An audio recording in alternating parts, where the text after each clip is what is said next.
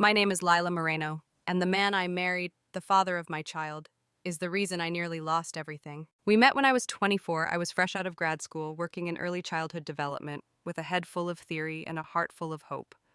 He was older, stable, successful. He had a way of speaking that made people lean in, listen. He made me feel like I was chosen, like I wasn't just smart or pretty, but necessary, like I fit into his world, like the final piece of a puzzle. By 32, I was married, a mother, and exhausted. But I told myself that was normal. Everyone sacrifices for family. Everyone learns to stretch their silence until it wraps around resentment and calls it compromise. It wasn't until the silence started swallowing me that I realized something was wrong. Not with me, with him. Gavin had a talent for weaponizing calm. He didn't shout. He didn't throw things. He didn't leave bruises. He corrected me in front of friends with that polite smile. He forgot to tell me about important meetings, then blamed me for not showing up. He would wake up in the middle of the night and stare at me like I'd wronged him in a dream. And in the morning, he'd say I was being paranoid. By the time I suggested we separate, it wasn't a declaration of war. It was a whisper. "I think we need space," I said. Gavin smiled, but it wasn't the smile I married. It was the smile of the man who already had a plan. 2 weeks later, I got the papers. Divorce. Fine, but also full custody, sole custody. He didn't want joint. He wanted everything, including the right to make all decisions without interference. The phrase burned. Accompanying the petition were documents I didn't understand at first, screenshots of text messages, supposedly sent, photos of me looking disheveled, holding a wine bottle I barely remembered touching, a PDF labeled Client Lila Moreno. Psychological evaluation flagged for maternal instability. My hands shook. I had never seen this file before. The signature on it wasn't mine. The therapist's name looked familiar, but not because she ever treated me. I'd met her once. At a dinner Gavin dragged me to. I sat on the kitchen floor breathing in short-clipped gasps. This wasn't just betrayal. This was calculated annihilation. I tried calling him. He didn't pick up. Instead, his lawyer did. "Miss Moreno," she said, tone-clipped and smug. "Your husband has serious concerns about the safety of your child. He's willing to drop the criminal angle if you agree to supervised visitation 6 hours a month." Criminal angle. I laughed. I actually laughed. "Is this a joke?" "Check your email," she replied. Then she hung up. And there it was. A complaint filed with Child Protective Services, time-stamped at 2:14 a.m., stating I had episodes that I was a danger to myself and possibly the child, documented history of anxiety, depression, and alcohol misuse. I stared at the screen for hours. That night, my son slept in Gavin's house, and I had no legal right to knock on the door. The next few days blurred. My attorney at the time, a family friend, advised me to lay low and not antagonize the court. Everyone seemed so calm, so logical, but no one seemed angry. Was I the only one who saw the violence in this, the psychological kind? How do you scream for help when there are no bruises, no blood, just edited screenshots and silenced truths? I began compiling everything I had, my journals, medical records, voice notes, photos that showed timelines. Gavin's evidence couldn't account for, but I knew none of it would matter without context, and context in court is a luxury. Only the loudest get to define first. Gavin had a head start. Then came the court summons. I walked into that courtroom alone. No one held the door for me. No one smiled. But Gavin. He was already seated with his lawyer in a suit that said concerned father and a face that said victim. He nodded at me with that same smile, like this was just another negotiation, another meeting. I wanted to scream. I wanted to run across the room and shake the truth into everyone's ears. Instead, I sat and stared straight ahead because I still believed I could win with truth. Then they started presenting his evidence, video clips with no audio therapist statements. I never authorized a grocery receipt with a timestamp that made me look negligent. And the one that broke me, a blurred photo of me crying in the kitchen, our son in the background. The caption, Exhibit C, instability in the presence of child. The photo was taken the night Gavin told me he'd slept with someone else and that he felt nothing, the night he told me I was the reason our son would be emotionally stunted. He set the camera up himself. He recorded that. And now he was showing it to a judge. That was the moment I stopped believing the system would protect me. That was the moment I realized if I wanted to survive this, I'd have to become the storm he thought I couldn't weather. I didn't cry in court, but my silence, it wasn't surrender. It was strategy. I walked into the second hearing like a ghost watching my own life unravel. The courtroom was colder that day, not in temperature, but in tone. The judge didn't look up when I entered. The clerk barely acknowledged my name, and Gavin, he had upgraded, new suit, new attorney, new narrative. The story he told was compelling. A once loving wife who had slowly deteriorated. A mother who, after years of unaddressed trauma, began showing erratic behavior. He said he stayed quiet to protect the family's reputation, but now he feared for the safety of his child. Every word was delivered in that gentle, measured voice people trust, and I sat there, watching my own motherhood torn apart like a script rewritten by a stranger. They showed the photos again. only this time they added their context. This image, the lawyer said, pointing at the screen, was taken at 11:43 p.m., 4 days before Mrs. Moreno allegedly threatened self-harm in front of the child. I didn't, but there it was, my face on the screen, tear-streaked eyes wide with pain, and beside me, my son in the background clutching a toy and watching. No one asked why I was crying. No one asked what Gavin had said moments before the shutter clicked. Because they didn't need the truth. They had the frame, and they hung me in it perfectly. The next witness was his co-worker, a woman I'd met once. She looked uncomfortable but well-rehearsed. I saw her yell at him once, she said, at a company barbecue. She seemed unhinged. I remember that day I had just found out Gavin had drained $20,000 from our son's education fund to buy himself a motorcycle. He told me it was an investment in mental wellness. I called him a narcissist in public. But here in this courtroom, it was reduced to a line. She seemed unhinged. Then came the videos, short silent clips. Me pacing in the kitchen, me talking loudly on the phone, me slamming a drawer shut. The lawyer described them as documented escalation. I recognized those nights I was on the phone with a client. I was putting away dishes. I was crying alone after Gavin forgot our anniversary for the 3rd year in a row. But truth doesn't matter when it's been stripped of sound. Context is the first thing to die in family court. Mrs. Moreno, the judge, finally said, "Do you have a response?" I stood. My knees didn't shake, but my voice wanted to. "Yes, Your Honor," I said. "I have a great many responses." I began with the timeline. I showed receipts, timestamps, GPS logs. I pointed out inconsistencies in their photos, dates, altered shadows, suggesting different times.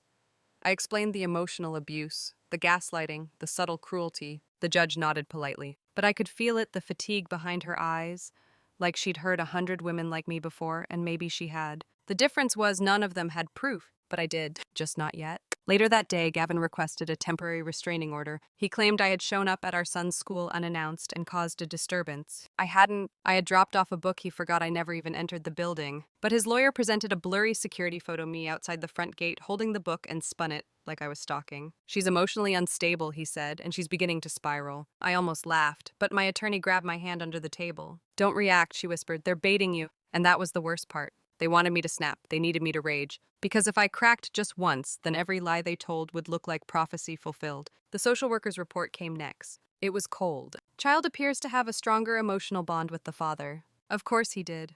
He was living with Gavin. I hadn't been allowed more than supervised visits for 3 weeks.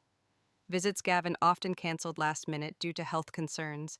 I wasn't losing my son to truth, I was losing him to strategy. And still I sat in silence. I didn't scream, I didn't cry, I just listened. Because I knew something they didn't. There was a crack in the story, a tiny one. In one of the reports they submitted, the therapist's name was spelled wrong just once, but enough to make me wonder what else did they fake. That night I didn't sleep. I printed every report, every photo. I cross-referenced dates, fonts, signatures. And at 3:47 a.m. I found it. In one of the therapist's forms, the header said Mental Health Center, South Branch, but that clinic had closed 5 years ago. I remembered because I used to volunteer nearby. The form was fake, and if that was fake, what else was? The next hearing was in 3 days. I didn't eat, I didn't call anyone, I didn't post, I just prepared. Because now I had a question, one that could unravel everything. And I was going to ask it in court, not loudly, not angrily, but with the calm precision of a woman who had just been reborn in the fire they lit. There's always a flaw in a perfect lie, and Gavin had crafted his lies with such care, such polish, that no one thought to question the foundation, except me. It started with a typo, a single line on a PDF file labeled Therapy Summary Report, April 2nd. The header listed a clinic that had shut down 5 years earlier. I stared at that document for a long time, not just reading it, but listening to it, because lies have a sound, and this one was screaming. The next morning, I skipped work and drove to what used to be the South Branch Mental Health Center. The building was boarded up, its windows dusty, its walls tagged with graffiti. I parked across the street, heart-pounding, palms damp. They had submitted this fake report as evidence under oath. This wasn't just character assassination anymore. This was fraud. I spent the next 48 hours unraveling everything. I requested official records from the real clinic's main branch. I contacted a legal document examiner through a friend. I even reached out to the therapist Gavin claimed I'd been seeing, Dr. Amelia Crown. She was real, but when I explained the situation, she sounded shaken. "I've never evaluated you," she said. "I've only met you once at that charity gala." "I know," I replied quietly. She paused. "You said they used a report." "I have a copy." She went silent, then added, "Email it to me now." Within hours, she replied with a signed affidavit. "This document is fraudulent. I did not authorize, or sign this report. My credentials are being misused, and I am prepared to testify to that effect." My fingers trembled as I printed the file. It was the first time in weeks I felt something like hope, not joy, not victory, but the sharp inhale before a storm turns back inland. I kept digging, and the deeper I went, the worse it got. The photos submitted in court. They'd been altered, metadata stripped, timestamps edited. The security footage from the school. A low resolution still pulled from a different day, used entirely out of context. Even the social workers report it had been written by a private evaluator Gavin paid for, not the state-assigned one. And that distinction, it was buried under a sea of legal jargon, making it look official. He didn't just manipulate the narrative. He built it. And I realized something chilling. He never cared about custody. He didn't even care about winning. He wanted to erase me. There's something about that realization when you understand you're not just being opposed but eliminated that turns a woman into something else. Not vengeful, not bitter, just clear. The day before the final hearing, I walked into my attorney's office with a thick folder. She flipped through the pages, eyebrows raised higher with each turn. When she got to the affidavit from Dr. Crown, she looked up at me stunned. "Lila," she said, "this changes everything." "I know, but we'll need more solid cross-referencing backup." "I've got it." I handed her a flash drive. Inside were copies of every piece of Gavin's evidence, each annotated, time-stamped, and matched against official records. She nodded slowly. "You did all this yourself?" "No," I said, smiling for the first time in weeks. "He did, I just followed the cracks." That night I couldn't sleep. My son was still with Gavin. I hadn't heard his voice in 5 days. Gavin claimed he was adjusting and needed space. But I knew the truth. He was coaching him, conditioning him, trying to replace me with a ghost version that looked like safety and sounded like loyalty. I stared at the ceiling and whispered, "Hold on, baby, just one more day." The courtroom was packed the next morning. Apparently word had gotten out that something was coming. Gavin sat with his attorney smug as ever. He didn't even look at me. Didn't have to. In his mind, I was already gone. The judge entered. We all rose. And then, the first crack. My lawyer requested permission to reopen evidence submission, Your Honor. She said we have reason to believe that multiple documents presented to this court were falsified. Gavin's attorney objected, of course loudly, but the judge leaned forward. On what grounds? She held up the affidavit. Then the metadata report. Then the printout of the email correspondence with Dr. Crown. Silence rippled across the room like a dropped glass. The judge took the folder.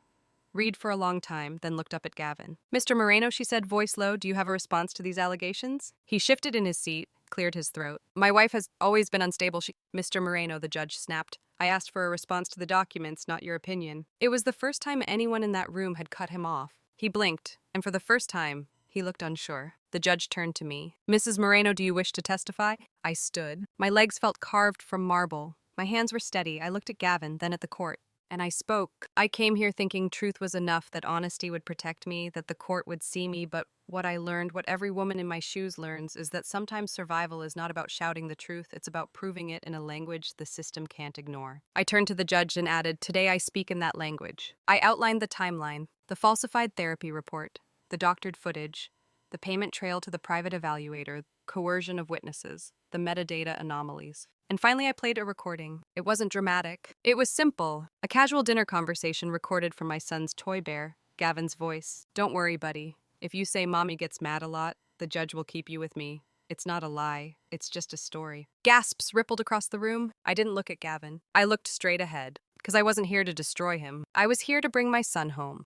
The judge recessed the court. 20 minutes passed in tense silence. When she returned, her expression had changed. She didn't speak right away. Then finally, "Mrs. Moreno, please return to the stand tomorrow. The court will reconvene for judgment. Additional investigation has been ordered. At this time, full custody remains undecided pending review of evidence." She paused, then looked at Gavin. "And Mr. Moreno, you are advised to retain criminal counsel." I didn't smile. I didn't cry, but inside me something cracked open. Not like glass shattering, more like a lock turning. I was no longer surviving his lies. I was dismantling them. One truth at a time. I didn't sleep the night before the final hearing. Not because I was scared, not anymore. Fear had been burned out of me, stripped layer by layer in every courtroom session, every lie spoken as fact, every silence mistaken for guilt. What I felt now wasn't fear, it was clarity. I arrived at the courthouse early. No makeup, no dramatic hair, just a simple black blouse, slacks, and the necklace my son gave me last Mother's Day, a plastic charm shaped like a lion. "Because you're brave," he'd whispered. "I don't want a princess, Mommy. I want a lion one." I wore it like armor. When the judge entered, the entire room stilled. This wasn't just another custody hearing anymore. The air felt different. Tight, thick with expectation. The court had received my evidence, and now it was my turn to speak. My lawyer gave her opening. She didn't waste time, just handed over the forensic metadata report, the signed affidavit from Dr. Crown, the emails between Gavin and his private evaluator. Then she rested her hand on mine and whispered, "You're ready." And because this time I wasn't walking into Gavin's narrative. I was building my own. The judge called me to the stand. I stood hand raised, swearing in with a voice that didn't shake, and for the first time in weeks, maybe months, I felt seen. I sat, looked at the jury, then at the judge, and finally at Gavin. He wouldn't meet my eyes. I took a breath and began. I was married to Gavin Moreno for 9 years. I said I loved him. I gave him my loyalty, my vulnerability, my youth, and my body when it was carrying our son. A pause. And in return, he gave me stories. I held up the fake therapy report, this story, then the social worker's doctored evaluation, and this one, the security footage, and this too. But none of those were true. I turned back to the judge. I am not unstable. I am not negligent. I am not a danger to my child. My only crime was believing the man I married would stop hurting me once I left him. I began walking the court through the lies, line by line. Gavin's lawyer objected repeatedly, but the judge overruled each one, her voice sharper, now more alert. I showed the timeline gaps, the false headers, the altered metadata, and finally, the audio recording. Gavin's voice casual and cold. "Just tell them mommy yells, that's enough. You don't even have to mean it." The courtroom was silent. I didn't look at him. I didn't have to. He wasn't the point anymore. My son was... Then I said something I hadn't planned. Words that came from somewhere deeper than memory, maybe bone, maybe blood. I used to think being a good mother meant protecting my child from pain, but now I know it means protecting him from lies disguised as love. I paused. My son deserves better than this, and so do I. The judge looked down, eyes resting on the lion charm at my neck. She didn't smile, but she blinked slower, deeper. Then she spoke. "I want to call a short recess. Please remain seated." She left the bench, and for the first time ever in that courtroom, Gavin looked scared. 15 minutes passed. No one moved.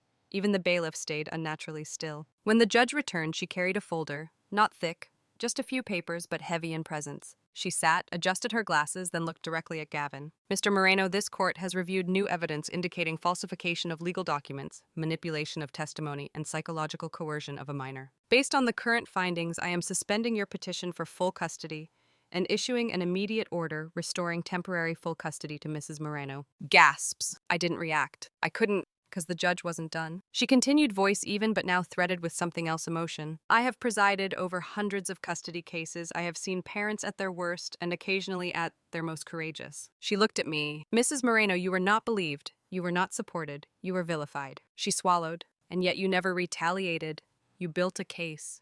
You told the truth, and you came here not to win but to protect." Her voice cracked just slightly. "And for that, I thank you as a judge and as a mother." I didn't cry, but I felt something shift in my chest, a wound closing, not erased, just no longer bleeding. Gavin stood to speak, but the judge cut him off. "This court is ordering an investigation into all submitted evidence, including potential forgery, perjury, and interference with child welfare." She looked down at her notes, then dismissed us. Just like that. It was over. Outside the courthouse, I stood in the sunlight, not blinking, not smiling, just breathing, slow, deep, real. I felt a small hand wrap around mine. "Mom," my son said softly, "can we go home now?" I knelt down, brushing hair from his forehead. "We are home," I whispered. We walked to the car, past reporters, past whispering strangers, past Gavin, who didn't say a word. He just watched us go, and I didn't look back. Because justice doesn't need an audience. It just needs the truth and someone brave enough to stand in it. You'd think I would have smiled. Jumped, screamed, run down the courthouse steps with my arms in the air, but I didn't. Because when you've clawed your way back from being erased, joy doesn't come in fireworks. It comes in exhale. And mine was long overdue. That night, I didn't throw a victory dinner. I didn't post online. I didn't call everyone who doubted me. I just laid beside my son, listened to the slow rhythm of his breathing, and whispered, "You are not a pawn. You are not a weapon. You're a boy, and you are safe."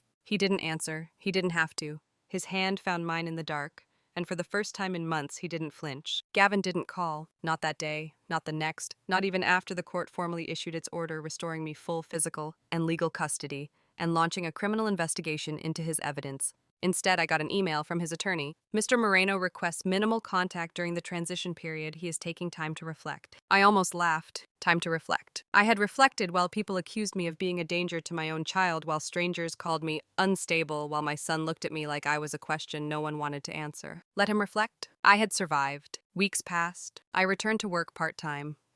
My supervisor hugged me tighter than I expected. "You don't have to explain," she said, "but if you ever want to, I'm here." I nodded, but I didn't explain, because some stories aren't told, they're carried, and I'd been carrying mine long enough. My son started sleeping through the night again. He laughed louder, drew more. Once he came home from school and handed me a picture, a lion holding hands with a small cub. "I drew us," he said proudly. I held it like it was gold, because in that moment Gavin's world started crumbling quietly. The private evaluator was suspended. The doctored reports were traced back to a former paralegal he'd paid off.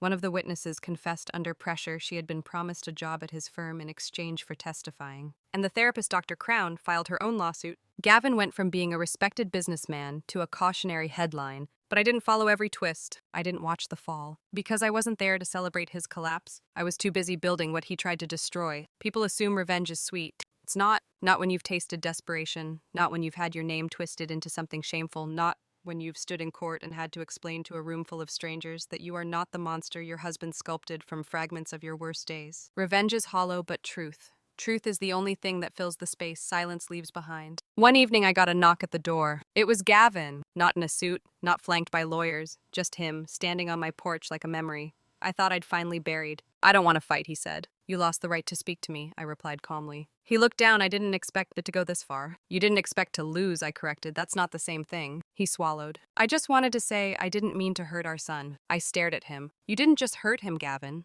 You taught him to doubt love. You taught him to be afraid of the truth." He stepped back. "I guess I should go." "Yes," I said, "you should have gone a long time ago." And I closed the door. I didn't cry after. I didn't shake. I just stood there, hand on the knob, heart still and steady. Because for once I wasn't reacting. I was deciding. I wrote a letter to the judge 2 weeks later, not to accuse, not to reopen wounds, but to thank her. Not for giving me back my son, he had always been mine, but for seeing me, for listening, for letting me speak in a courtroom where the language of truth had almost been silenced. She wrote back, a short note handwritten. "You reminded me why this bench matters. Stay brave, stay honest, stay loud when it counts." The custody order was finalized 3 months later. Full permanent custody, Gavin granted, limited visitation monitored, no overnight stays, no manipulation, and most importantly, no more silence. My son asked once, "Mom, did Daddy lie because he doesn't love us?" I paused, then knelt beside him. "No," I said, "he lied because he wanted control." And sometimes people think controlling something is the same as loving it. Is it? No, real love doesn't need to win, it just wants you safe. He nodded, then hugged me tight. That night he tucked me in. Years from now he may forget the courtrooms, the folders, the lawyers, but he won't forget that I fought, that I never screamed but I never backed down, that I showed up again and again until someone finally listened. And maybe, just maybe, one day he'll love someone the way I tried to love him. Without ownership, without noise, without fear. This wasn't revenge. This was reclamation. Of my voice, of my motherhood, of the silence I refused to let define me. He framed me to take my son, but I told the truth and made the judge cry.